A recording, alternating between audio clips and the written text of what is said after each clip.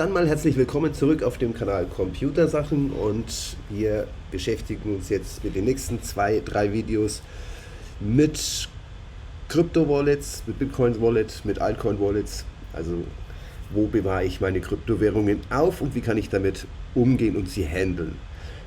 Es wird kein Videos zu Börsen sein, also wenn jetzt nicht Crypto.com oder Binance da irgendwie anpacken oder cracken, sondern wir werden uns allein mit den Wallets beschäftigen. Kryptos kaufen und verkaufen ist doch ein etwas aufwendigeres Ding.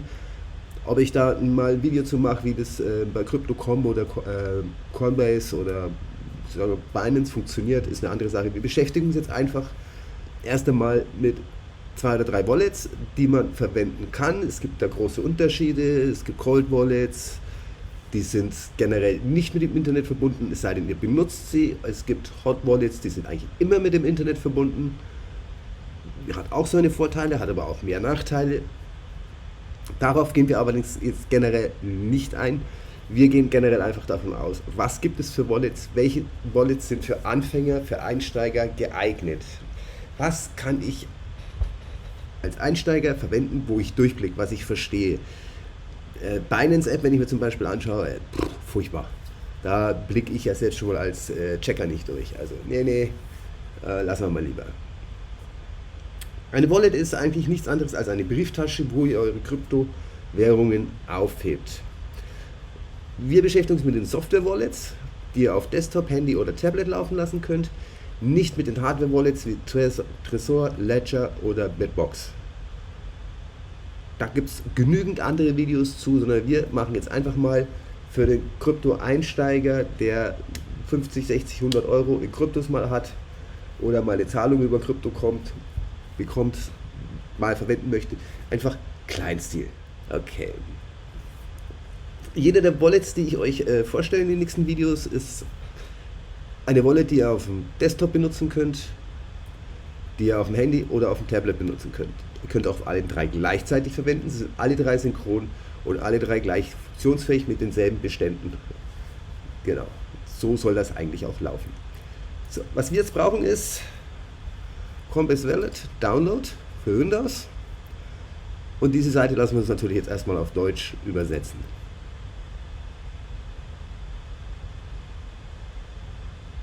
Gut, und da sind wir schon. Das machen wir weg.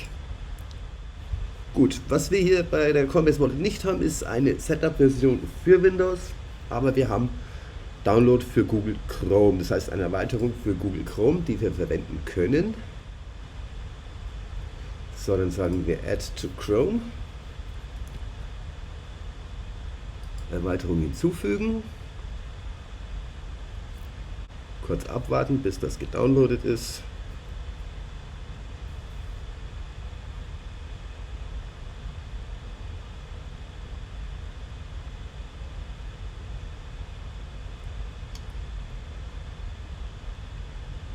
So, Synchronisierung, ja, das ist bloß eine Schulungstestumgebung. Ich brauche keine Synchronisation hier in dem Fall. Das lassen wir weg. So, ist drin.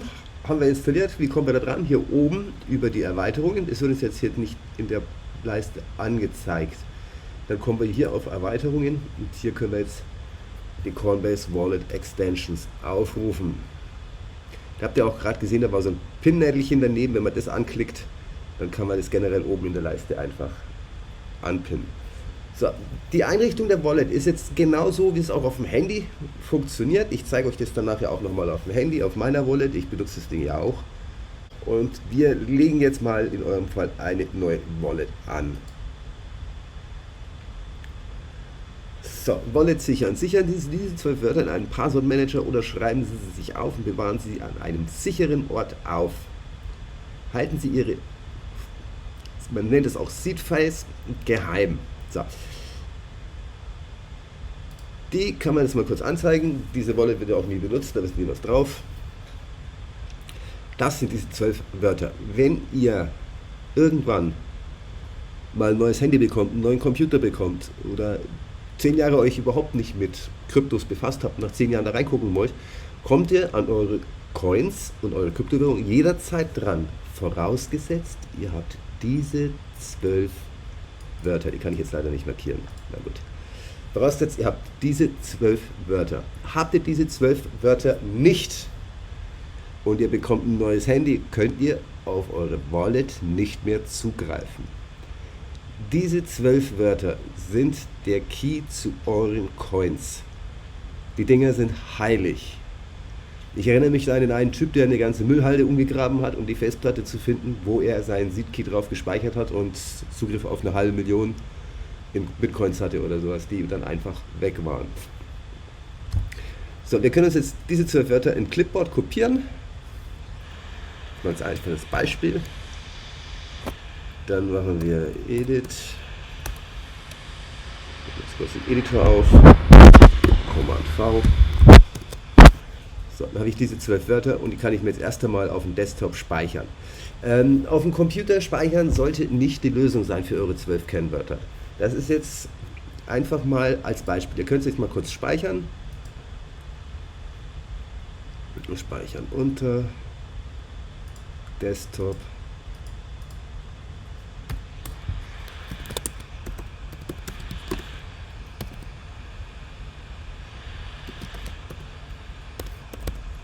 Wallet Keyforce. So.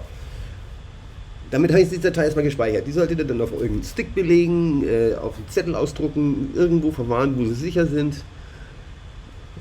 Es gibt ja die Horrorszenarien in Metall, in Stahl einstanzen und ja, ist natürlich immer die Frage, wie viel habe ich in diesen Dingern. Wenn ich natürlich jetzt 1 Million drin habe, würde ich sie wahrscheinlich auch in Stahl stanzen. Und wenn ich jetzt da 100 Euro drin habe, würde ich es mir vielleicht in der Datei auf den Desktop legen oder unter meine Dokumente. Auf jeden Fall an einen Ort, wo ihr sie immer wieder findet. Verliert diese Kennwörter hier niemals. Diese Kennwörter müsst ihr immer haben, wenn ihr sie braucht. Ganz wichtig. Das bestätigt ja auch hier unten, ich bin mir im Klaren, dass die Kryptowährung in meiner Wallet verloren geht, wenn meine Wiederherstellungspass verliere. Da habt ihr es auch nochmal schriftlich, das bestätigt ja auch. Das ist ganz wichtig, das ist bei jeder Wallet gleich. Egal welche Wallet, ob ihr Atomic installiert, ob ihr Exodus Wallet installiert. Es ist egal, Blue Wallets kann es auch sein, es ist egal. Es sind immer diese 12 oder 24 Wörter, die ihr sicher aufheben müsst. Und da bestehe ich drauf. Müsst. Das ist ganz wichtig. Sonst ist euer Scheiß weg. Eure schöne, hart verdiente Kohle weg. Futsch, knack. So. Genug der Predigt. Ihr habt es hoffentlich kapiert. Fortfahren.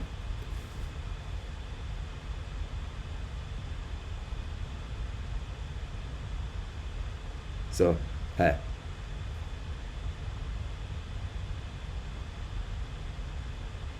Das erste und das 12. Wort, also er macht das ist jetzt mir auch neu, das habe ich jetzt auch noch nicht gesehen. Aber okay, gut. Das erste ist Trend und das andere ist Rigid. Absenden. Das ist das erste, das will er jetzt hier haben, das erste und das letzte von diesen 12 Wörtern will er jetzt haben. Absenden. So, jetzt können wir nochmal ein extra Passwort generieren. Ja, Spaß hier.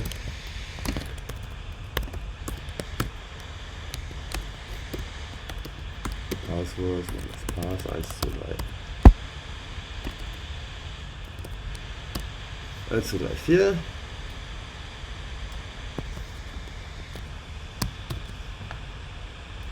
Kopieren uns das hier rüber. Auf dem Handy ist es dann halt die Verifizierung per Fingerabdruck oder Gesichtskennung, je nachdem was ihr dann, oder PIN, je nachdem was ihr da drin habt. Nimmt uns nicht an, das ist zu einfach. Ist doch wieder fies. Das ist wieder Mike.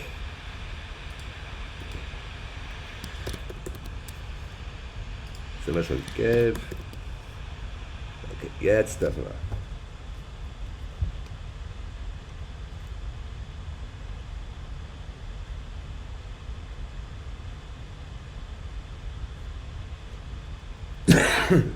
So, da können wir jetzt noch einen kostenlosen Benutzernamen erstellen lassen. Machen wir doch mal. Fortfahren. Satoshi. Test User.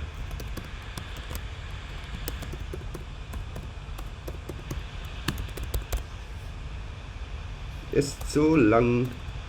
Ja, er ist alles so vergeben.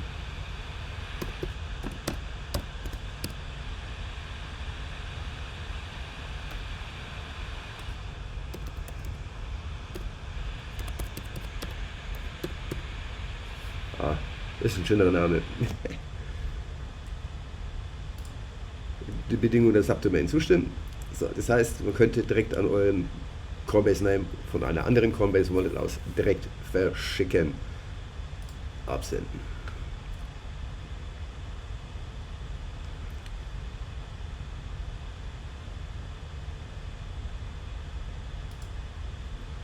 So, fertig.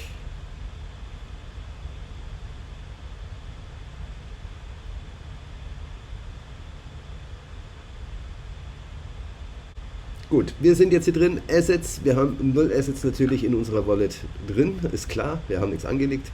Wir können uns hier alle unsere Transaktionen auch anschauen. Wir können entdecken, die Community und wir können hier unsere App einstellen. Gehen wir nochmal zurück auf Assets. Ihr seht ja auch, ihr habt jetzt hier Kryptowährungen. Wir haben einfach nichts drin, weil es eine komplett neue Wallet ist. Auf dem Handy seht ihr dann die Wallet, die in Betrieb ist. Das ist dann was anderes. So, dann könnt ihr jetzt Kryptos hinzufügen. Gucken wir uns noch mal kurz an. So. Krypto mit Coinbase Pay hinzufügen. Das heißt, ihr müsstet jetzt eine Verbindung zu eurem Coinbase-Konto herstellen und könntet da mit Coinbase Pay eure Wallet aufladen. Andere Variante ist dann hier von einer anderen Wallet übertragen. Das heißt, ihr bekommt Wallet von jemand anderen. Ihr bekommt Wallet von jemand anderen geschickt. Ja, gut. Ihr bekommt Kryptos von jemand anderen geschickt und die sollen bei euch in der Wallet dann liegen. Das wäre dann dieser Punkt. Der funktioniert besser. Auf die Exchanges, also auf die Börsen, wo Kryptos gehandelt werden, gehen wir jetzt hier einfach nicht ein. Habe ich schon kurz erwähnt. Binance ist einfach zu kompliziert. Für einen Einsteiger. Crypto.com ist sehr einfach, die App, also wirklich easy zu bedienen. Wäre vielleicht eine Überlegung, wer da vielleicht auch nochmal ein Video zu machen.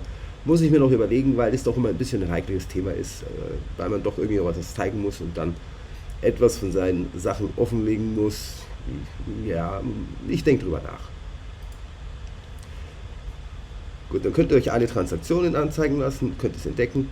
Dann habt ihr Zugang zu Community und hier die Einstellung zu eurer Wallet an sich selber. So, Zeit für die Steuererklärung ist auch noch ein ganz gutes Tool bei Coinbase. Tippen Sie hier, um eure Transaktionen zu exportieren. Das heißt, für eure Steuer ist es natürlich nie schlecht, nachdem in Deutschland ja noch auf Kryptos Steuern erhoben werden. Wenn man sie unter einem Jahr hält, muss man das gegebenenfalls anführen. Da gibt es allerdings auch noch Steuertools, entsprechende gute.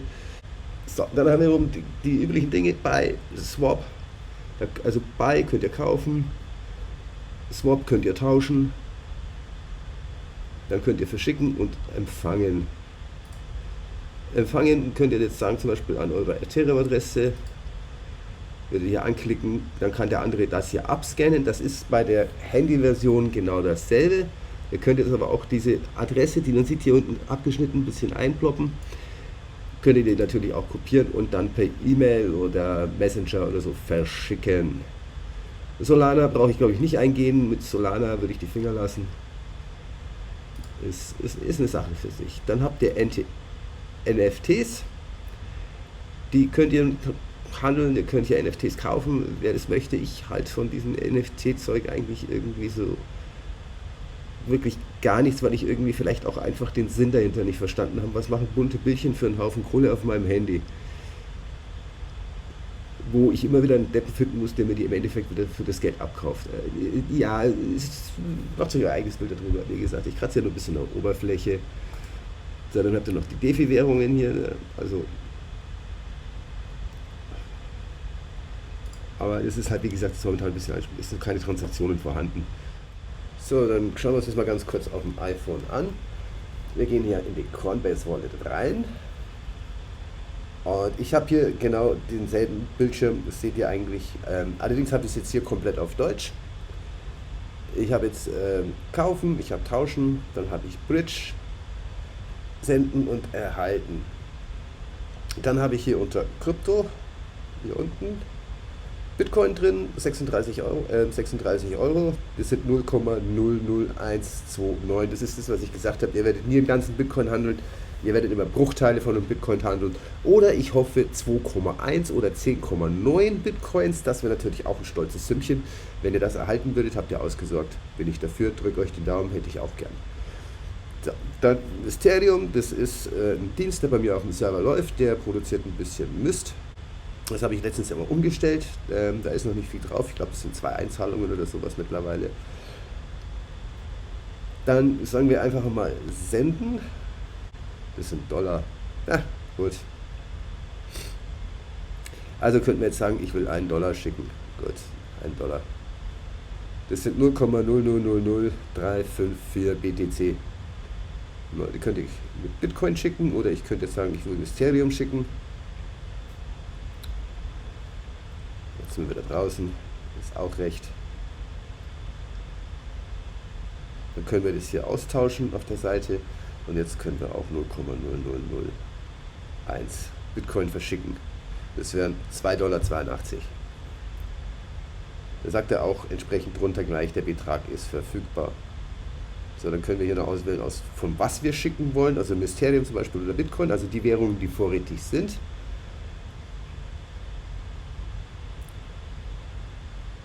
Ja, dann setzt das wieder zurück. Man sollte erst auswählen und dann, ja.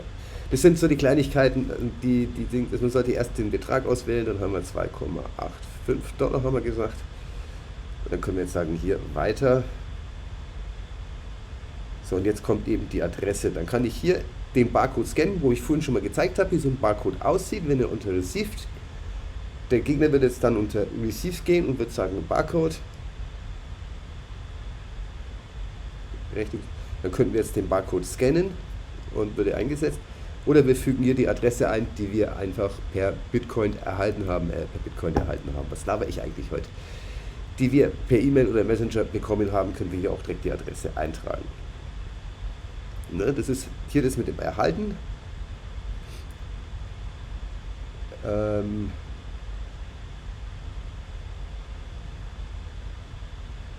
Bitcoin erhalten.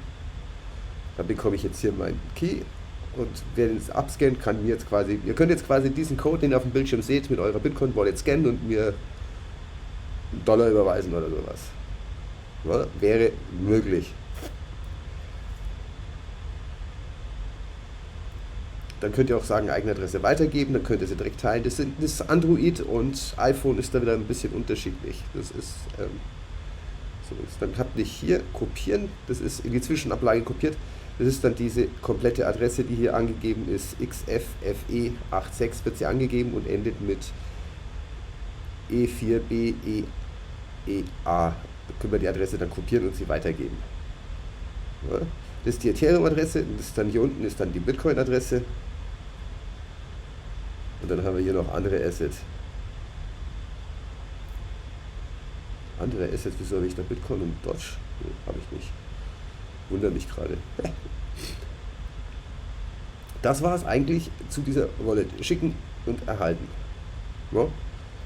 Also wie gesagt, eine Wallet könnt ihr auch benutzen, um jetzt zum Beispiel Ethereum-Dienste, wenn ihr jetzt Myst VPN-Server am Laufen habt, dann bekommt ihr dafür Myst gut geschrieben, bekommt da 0,2 Myst am Tag.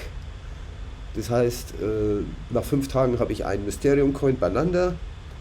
Ich habe das vor kurzem umgestellt, kann man eigentlich fast sehen. Vor 8 Tagen habe ich es umgestellt. Das seht ihr in Transaktionen, da habe ich dann ein bisschen mehr drin. Da sieht man das dann auch dann. Dann habt ihr wieder die NFTs, die schönen Bildchen. Da habe ich sogar einen gekriegt von Mysterium. Was ich mit dem anfangen soll, keine Ahnung, ich interessiere mich eigentlich auch dafür nicht. Und dann wieder die entsprechenden DeFi-Einstellungen. Gut, das war's. Ganz einfach mal, wie ist die Wallet aufgebaut, wie schaut es auf dem Desktop aus, wie schaut es auf dem Handy aus. Das ist jetzt iOS, auf Android schaut es genauso aus. Da habt ihr halt das eine Menü oben, das andere, was ich jetzt gerade unten habe und die kleinen Unterschiede, die man eigentlich kennt. Und auf dem Tablet schaut es auch genauso aus. Das ist Wallet Nummer 1. Genau. Einfach dran denken, ich erhalte, dann lasst ihr den anderen euren Barcode scannen Ihr kriegt ja auch unten immer Tipps. Mit dem Barcode-Scan seid ihr auch immer auf der sicheren Seite, dass ihr das richtige Netzwerk benutzt. Oder wenn ihr senden wollt,